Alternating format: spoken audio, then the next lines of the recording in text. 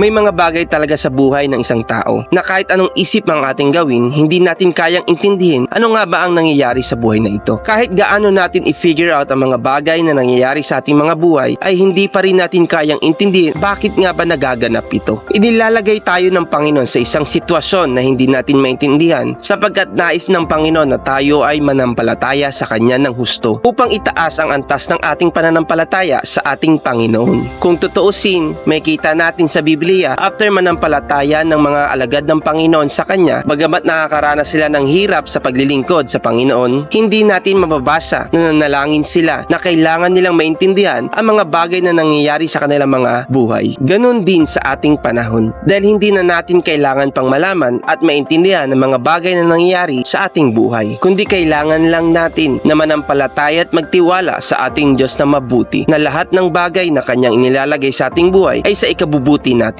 at malaman natin na ang Diyos ay hindi nagbibigay ng isang bagay na ikasasama natin, kundi Siya ay mabuting Diyos na lahat ng bagay na ibinibigay sa atin ay sa ikabubuti natin, ayon sa Jeremiah chapter 29 verse 11.